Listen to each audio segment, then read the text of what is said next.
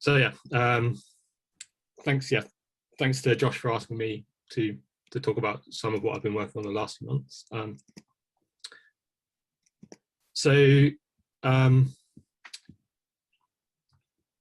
When I started, my PhD project was about applications of maths, statistics, and machine learning to physiological data from intensive care. Constant monitoring is sadly really the only way of some form of communication with a patient in intensive care, in the form of like some data-driven summary of the patient's state. There's often like almost too much data for clinicians at the bedside to be able to sort of parse and fully understand the patient's state in real time. Yet most of the value within that wealth of information kind of remains hidden, which means that this is sort of a really valuable resource for researchers interested in clinical problems, sort of being especially interesting and useful in the potential sort of for providing a real benefit for patients. And now obviously COVID has dominated the past year, and it's been at the forefront of the minds of sort of medical professionals and researchers alike. And at times it's sort of taken over the lives of many clinicians too.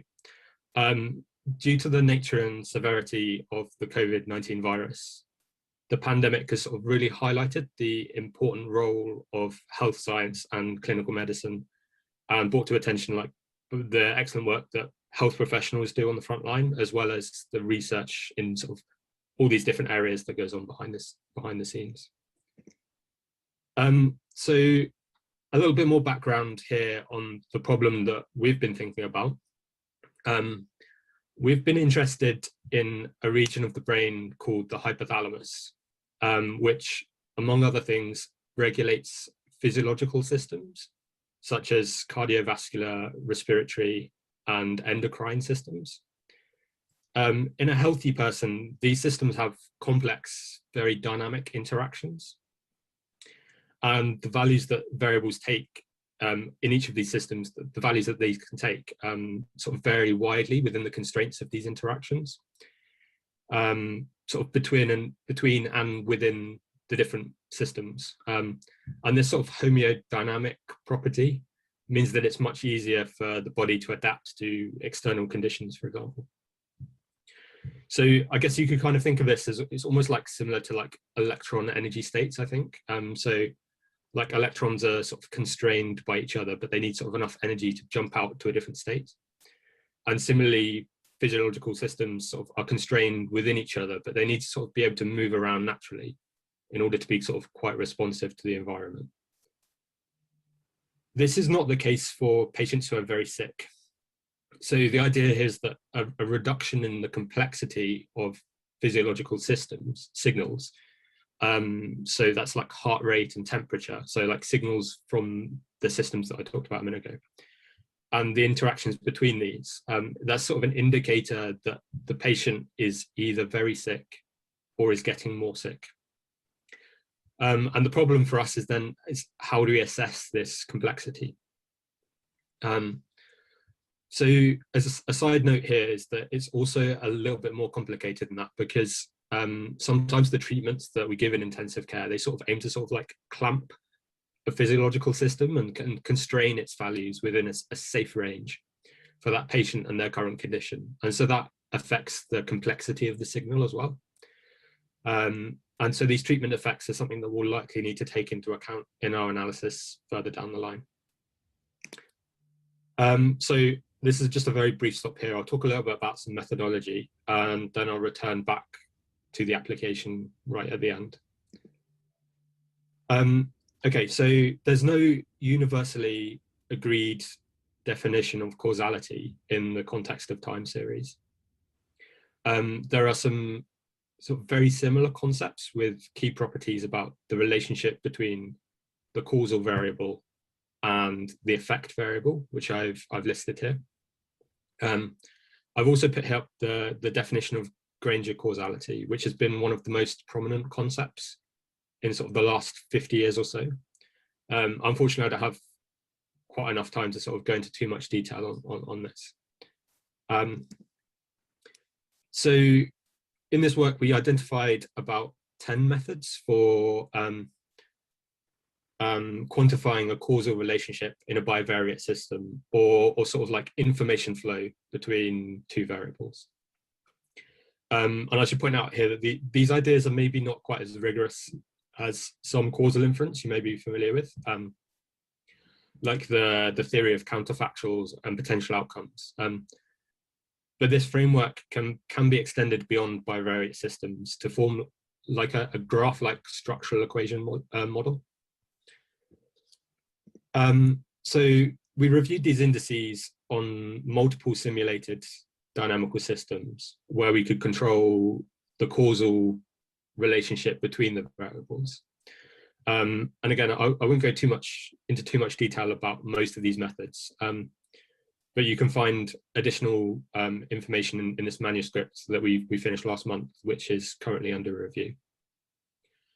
We're also hoping sometime soon to have a sort of tutorial for the methods, so we're preparing that separately. So another thing we did in this work was to investigate sensitivity to various challenges we often face when dealing with real-world data. So that includes like missing data, rounding error, noisy data, and scaling of data. Most existing algorithms, for example, they seem to fail when inputs have any missing data at all. But there's nothing in the, well, most implementations of the algorithms, but there's nothing in the algorithms themselves that say that should be the case. So these are sort of important considerations when deciding what approach is suitable for any application. But it's rarely investigated in papers that propose new methodologies. So we hope that this work might be useful as a sort of benchmark for assessing new ideas against those that are currently widely used. So this is really important and interesting side note. That's something that should always be at the front of our minds when trying to do open science. The starting point for us was this previous review paper that we sort of extended upon and tried to reproduce and validate their results. And then this code check is a fairly new initiative that was jointly set up by my supervisor, Stephen, and Daniel Noust in Münster. So to have some confidence in our results, it's important that someone independent can sort of, as a very minimum, run our code from scratch and reproduce some of our figures. And this is how this code check idea works. So it's a really good step in the right direction for reproducible research. What did we conclude? We liked transfer entropy, which performed consistently well in our simulations and also fits very neatly within the framework of information theory. So it has a very strong theoretical foundation as well. So you can also understand this as a deviation from the generalized Markov property, which is a statement that these two probabilities in this fraction are approximately equal and there's no causal relationship. So returning very briefly to our clinical problem, we've started to get some results from looking into like a multi-scale entropy and also transfer entropy between a set of physiological variables, and whether these ideas can help us to sort of understand a little bit more what's going on with patients in intensive care who are very sick with COVID. So yeah, my next and final slide is acknowledgements. So just the take-home message is we've been looking at these causality indices for time series with a view to understanding complexity in patients who are in intensive care. We have a manuscript and archive with more information about this. Yeah, so just some acknowledgements, in particular, Stephen and Ari. Thank you for listening. Thanks a lot, Tom. Thanks a lot. Okay, we're a bit actually behind on time, so I don't know if there are questions on the chat. I mean, if okay, if not, I mean, we'll maybe move to the next talk immediately, and then if people have questions, they can put on the chat or on the Q&A.